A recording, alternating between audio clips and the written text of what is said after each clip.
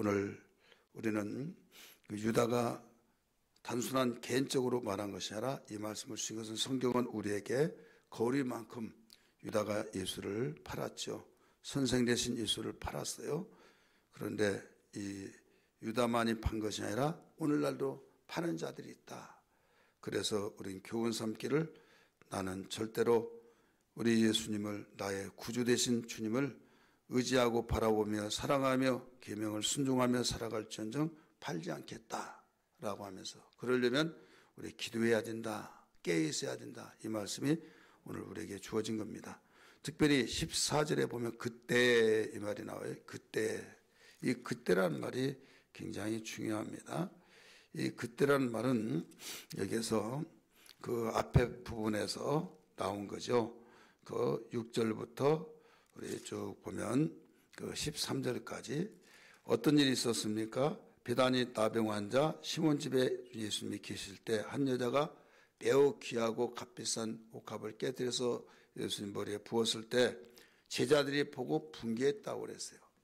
그러면서 화를 내면서 왜 너는 이걸 허비했느냐? 이걸 팔아서 가난한 자에게 나눠주면 얼마나 좋겠느냐 했어요. 이게 논리성이 있어요. 우리가 주일날 새벽에 말씀을 듣기를 이 사건을 통해서 두 가지 눈으로 봤다고 그랬죠. 하나는 제자들의 눈, 그 제자들의 눈은 그 허비로 봤고 상태는 그 분개를 했다고 그랬어요. 근데 예수님은 잘했다. 그가 하는 일이 잘했다 하면서 그 여인을 너무 괴롭게 하지 말아라. 가난한 자는 너희가 가난한 자를 운운했는데 가난한 자는 너희와 항상 있으니까 얼마든지 도와줄 수 있지만은 나는 너희와 항상 함께하지 못하기 때문에 너는 이 여자는 나를 위해서 내 장례를 위해서 그렇게 한 것이다 하면서 똑같은 사건 한 자리에서 일어나는데 예수님이 보시는 눈과 이 제자들이 보는 눈은 달랐다 이거죠. 근데 여기 제자들을 하니까 복수가 되었지만은 어떤 일이든지 그 일에는 주동자가 있다 이거죠. 주동자. 그래서 또 주동하는 사람이 있고 가담하는 사람이 있어요. 그래서 가담한 자와 죄와 또 주동하는 사람의 죄가 판약의 형량이 다릅니다. 그렇기 때문에 우리는 그 말을 하기 전에는 그냥 몰랐어요. 그냥 그런가 보다 하는데 그 말을 듣고 보니까 그렇네 하면서 가담이 되어지잖아요. 그래서 이 시대는 참으로 우리에게 거울이 되어지기를 전에는 듣기 전에 몰랐는데 말 듣고 보니까 그렇네 하다가 보면 내가 거기에 유혹에 빠져서 함정에 빠져서 주님께로부터 책망을 듣게 된다 이 말입니다. 왜 이런 말을 어제 아침에 말씀드렸던 걸 해야만 되느냐? 그때라는 말이 있기 때문에 이해하기 위해서 그렇습니다. 그때에 이런 사건이 있는 후에 하면서 느닷없이 12 중 하나라고 하는 가룟 유다가 나옵니다. 그러니까 제자들이 분개했다. 예, 허비하느냐 그 말을 복수로 나와서 제자들이라고 했지만은 그 주동자가 누구이느냐 가룟 유다였다는 것을 일러주고 있는 겁니다. 대제사장들에게 가서 말하되 자기가 찾아갔어요. 찾아가서 예수를 너에게 넘겨주리니 이렇게 말하죠. 내가 예수를 너에게 넘겨주리니. 자, 여러분 가룟 유다이기 전에 예수님과 관계가 어떤 관계입니까? 선생이시죠. 내가 우리 선생을 너에게 넘겨주리니 이렇게 말을 못했어요. 그렇게 말을 못하고 예수를 너에게 넘겨주리니 이렇게 말합니다.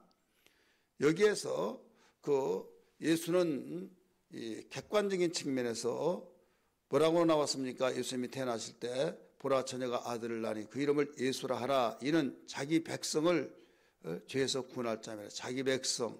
그러니까 이 예수란 이름은 누가 부르냐? 온 민족이 부르는 이름이에요. 온 민족. 그런데 선생은 아무라도 선생이라고 하지 않아요. 내가 그에게 배울 때만이 선생이라고 그래요. 그러면 가룟 유다는 12 중에 하나이기 때문에 정말 진정으로 말하려면 내가 나의 선생을 너에게 넘겨주리니 해야 하잖아요. 근데 선생이란 말을 하지 않고 예수를 넘겨주리 이렇게 나오잖아요.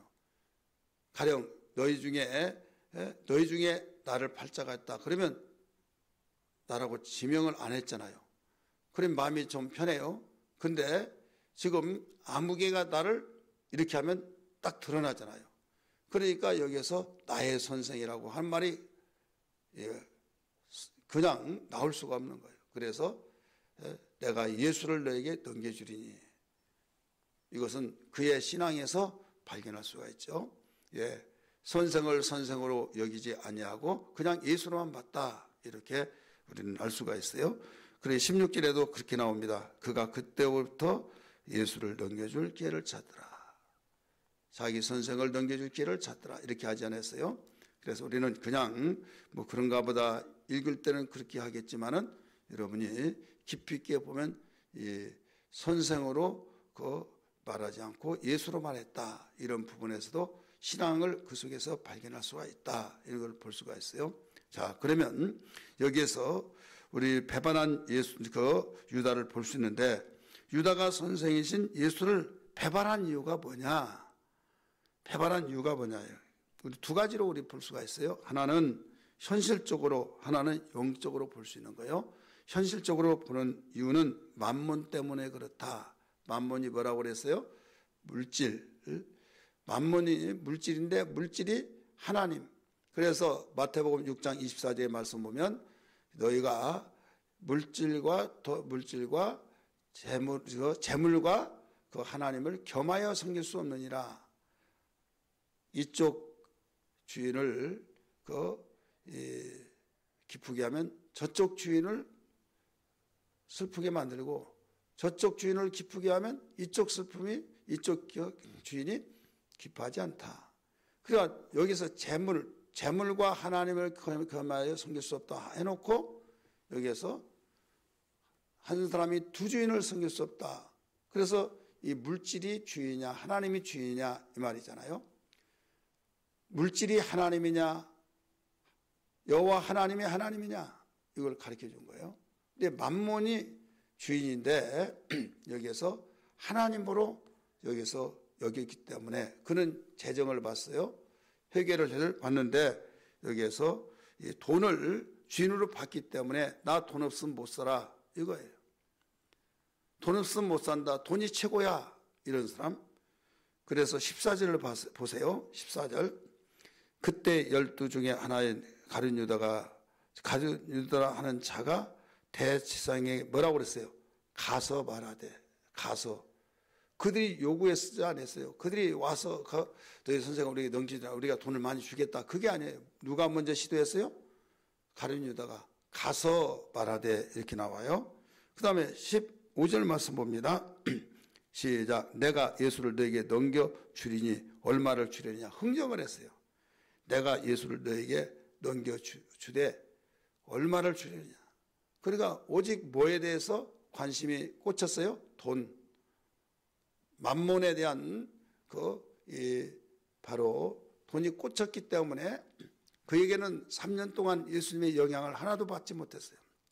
영향을 받지 못하고 자기 주관대로, 자기 생각대로, 자기가 돈을 가지고 보니까 돈이면 다 되더라, 돈이면 다 되더라, 이런 거기에만 관심이 있어졌고 그랬지, 거기에 주님이 가르쳐 주시고 같이 가자 하면서 12명이 전도도 하고 훈련시키고 다 그랬잖아요. 그럼에도 거기에 영향을 하나도 받지 않았다, 이거죠. 자, 우리가 여기에서 배워야 할 점이 뭐냐면, 우리는 예수 믿으면서 10년, 20년 혹은 몇 년 이렇게 교회 생활, 신앙 생활 하면서도 목사님이 가르치죠, 설교를 하죠, 교회에서 가르쳐주는 그 내용들 성경을 읽으면서 깨닫고 느꼈던 점, 그런 영향을 하나도 받지 않고 내가 예수 믿기 전에 가지고 있던 그런 모든 영향을 그대로 가지고, 그 생각대로 가지고 그냥 나대로 교회 생활하는 거예요. 그러면 결국은 주인이 누가 되냐? 내가 주인이 되어지고, 내가 느껴질 때 세상 사람들이 모두 돈이면 최고다, 돈이면 양반이고, 돈이면 다 대우받고, 돈 앞에 무릎 꿇지 않을 사람 없다 하면서 돈이 최고야, 이렇게 생각하고 사는 것이 이 시대잖아요.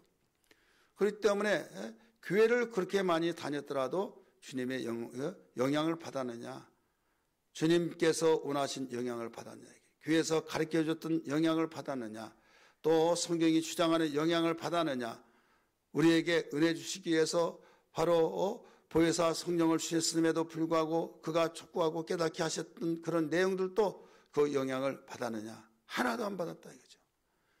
아무리 비가 내려온다 할지라도 비가 땅속에는 하나도 적지 않고 겉으로만 적시는 이런 경우가 있잖아요. 우산을 쓰고 있으면 비 맞지 않습니다. 우의를 입고 있으면 비 맞지 않습니다. 똑같은 거예요.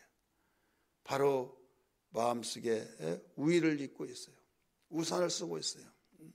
그렇기 때문에 속은 하나도 비가 맞지 않듯이 우리는 속이 주님의 영향을 받지 않았던 누가 가룟유다가 그렇더라 이거죠. 그래서 자기 선생을 넘겨줬더니 얼마를 주려느냐 흥정까지 하잖아요. 은 30냥 줄게. 그래 좋다 해서 그때부터 예수를 넘겨줄 기회를 찾더라 이렇게 말하고 있죠. 그래서 우리는 우리가 세상에서 현실적으로 볼 때 현실이란 건 우리가 현실에서 살기 때문에 우리가 끊어놓고 살 수는 없어요. 근데 현실에 영향을 받아서는 안 된다. 현재 이렇게 돌아가고 있다. 그러면 분별을 하면서 이건 맞고 이건 틀리고, 그래서 로마서 12장 2절에 하신 말씀이 너는 세대를 분받지 말고 하나님의 선하시고 기뻐하시고 온전하신 뜻이 무엇인지 분별하도록 하라 말씀하시면서 너희들은 무조건 세상의 흐름, 유행, 세상이 돌아가는 형태를 따라서 별 수 없지 이렇게 생각하지 말아야겠죠. 세상 사람은 그렇게 할 수밖에 없다. 예, 생명이 없으니까, 생명력이 없으니까 그렇게 살 수밖에 없다 이거예요. 물속에 고기들이 삽니다. 죽은 고기는 물살에 따라서 떠내려갑니다. 역으로 쳐나갈 수가 없어요. 그러나 생명이 있는 물고기는 역으로 쳐 올라갑니다. 이게 다른 거죠. 죽은 고기, 산 고기. 그래 예수님이 믿지 않는 사람이 그렇게 많은데 그들이 다 이렇게 생각하는데 그 바보 같은 소리다 이거죠. 그 많은 사람이 그렇게 다 이야기하는데 왜 너희들은 그러냐? 그러니까 맞네. 이게 분별력이 없는 거예요. 그들은 생명이 없어요. 생명. 그럼 생명이 없으면 어떻게? 숨쉬고 활동하고 자식 낳고 학교 다니고 사회생활을 하고 그러냐? 생명 자체를 모르니까 그래요. 성경에서 가르치는 생명은 죽지 않는 생명이에요. 죽더라도 사는 생명이에요. 예수님이 죽었죠. 그러나 살았잖아요. 그 생명을 말하고 있는 거예요. 우리는 생명이 산 영입니다. 사는 영. 그래서 죄를 지면 죽어요. 그래서 인간이 죄를 지어서 죽었어요. 스스로 살 수가 없어요. 근데 예수님은 살리는 영이에요. 살리는 영이기 때문에 그분이 이 세상에 오셔서 우리를 살리기 위해서 오셨잖아요. 살리신 영이 나는 살리는 영이라는 거 보여줬잖아요. 죽었는데 살아났어요. 그래서 그 살리는 영을 우리가 마음속에 영접하면 우리 영이 살아나 버린다 이거지. 그래서 우리는 죽어도 산다 이 말이에요. 그런데 교회를 그렇게 다니면서 배우더라도 그냥 생명이 뭔지를 모르고 숨쉬고 살면 생명이고 그냥 죽으면 끝났다 이렇게 생각하고 절망하고 좌절하고 해버리죠. 초대교회 사람들이 사자의 밥이 되고 죽고 토막내서 가족을 뺏기고 이런 살면서도 기뻐하고 감당했던 이유가 뭡니까? 나는 죽어도 산다. 더 좋은 부활을 얻는다. 이 소망 때문에 그렇지 않습니까? 그 생명이 있는 사람들은 세대를 우리가 잘못했으면 역으로 가는 거예요. 이건 틀렸다. 이게 맞다. 그런데 너무 죽은 고기가 많다 보니까 다 떠내려간데 그 중에 얼마 되지 않은 고기가 살아있으면 그들은 갈 곳을 간다 이거죠. 우리의 갈 곳은 어디입니까? 말씀을 따라가는 걸 믿기 바랍니다. 이게 바로 우리의 신앙이에요. 그래서 예수 믿는 사람은 제대로 예수님을 영접하는 사람은 생명이 있다. 그래서 만몬 따라가지 않는다. 상황을 따라가지 않는다. 하나님이 기뻐하시고 원하신 뜻을 따라 살아간다라는 것을 우리가 볼 수 있죠. 그래서 이 세대에 우리는 선악과를 따먹으면 하나님 된다 하는 것 때문에 따먹었듯이 우리는 돈만 있으면 다 된다 하는 그런 유혹 속에서 돈이 나에게 그 하나님이 되어버리면 우리는 결국 망한다. 이것을 여기서 가르쳐 준 거예요. 성경 우리를 보여주는 거울이잖아요. 가룟 유다 망했어요, 안 망했어요? 망했잖아요. 예수는 망한 것 같으나 흥했잖아요. 그래서 오늘 우리 가룟 유다가 왜 예수를 배반했냐? 선생 되신 예수를 배반한 이유는 현실적으로 볼 때 돈 때문에 그랬다 하는 것을 여기서 볼 수 있어요. 두 번째는 영적인 면에서 볼 때는 영은 항상 앞서갑니다. 영적인 것이 먼저예요.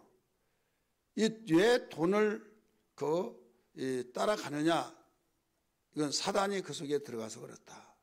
사단이 생각을 계속 주입해서 줘서 그래요. 그래서 여러분이 거기에 가로에 놓고 마가복음 14장 10절에서 11절, 누가복음 22장 3절 6절 병행구절이 나오죠. 그 병행구절 그래서 같이 읽으라는 거예요. 똑같은 사건입니다. 여기서 마귀가 좋아하는 일을 벌써 알고 그 속에 딱 생각을 집어넣어주고 들어가니까 거기에 사단이 들어가서 먼저 이런 사단 유혹 속에서 그랬다는 걸 볼 수 있는데 다 읽을 수는 없고 누가복음만 찾아봅시다. 누가복음 22장 다 찾아보세요. 뭐가 먼저 있는지. 누가복음 22장 3절부터 봅니다. 같이 읽습니다. 12 중에 하나인 가룟 유다라 부르는 유다에게 뭐라고 그랬어요? 사단이 들어가니. 이에 유다가 대지상들과 성전 경비 대장들에게 뭐라고 그랬어요? 가서. 근데 마태복음에서는 그냥 그가 갔다고 그랬잖아요. 근데 여기에서 보면 뭐가 들어가니까 갔다고 그랬어요? 사단이 그 속에 들어가니까 그가 먼저 갔다. 그래서 우리는 마태복음만 보면 거기서 순서가 가시적인 것을 말하고 눈에 보이는 것 먼저 말했어요. 그래서 마태가 그 가룟 유다가 갔다 이렇게 나온 거예요. 가서 내가 우리 예수를 넘겨줄 테니까 얼마를 줄 거냐. 그래서 좋아가지고 30냥 줄게. 알았어. 그때부터 예수를 넘겨줄 기회를 찾더라. 근데 누가복음은 그렇게 말하고 있잖아요. 무엇을 먼저 봤어요? 사탄을 먼저 봤어요. 그 다음에 그 5절 보세요. 그들이 깊어서 돈을 주기로 언약한지라. 이렇게 나오죠. 경비대장에 가서 예수를 넘겨줄 방도를 의논하며. 그래서 사단이 여기 먼저 나오죠. 그래서 우리 영적으로 볼 때는 사단의 역사다. 현실적으로 볼 때는 돈이 먼저다. 이걸 우리가 균형을 잡고 영적인 것을 절대 잊어서는 안 된다. 이걸 기억하면서 그 영적인 것을 먼저 볼 줄 아는 눈이 열려질 때 우리는 거기에 방책을 세울 수 있는데 영적인 것은 핵폭탄을 무서워하지 않습니다. 마귀 사탄은 다른 거 무서워하지 않아요. 오직 무엇을 무서워하냐? 말씀과 기도를 무서워합니다. 예수의 이름을 무서워합니다. 그래서 기도하라 말씀하신 거예요. 오늘 또 우리가 영적인 눈을 보고 현실적인 것을 보면서 영적으로 무장해서 현실적인 모든 것을 바로 풀어나갈 수 있는 신앙이 되기를 주의 이름으로 축원합니다. 영적인 것을 무시하고 현실적으로 풀어나가려고 하면 될 것 하면 안 되지만은 영적인 것을 먼저 알고 풀어나가면 안 될 것 같지만 되어진다는 것을 기억하면서 오늘 이 말씀이 생명되기를 다시 한번 주의 이름으로 축복합니다. 기도하겠습니다.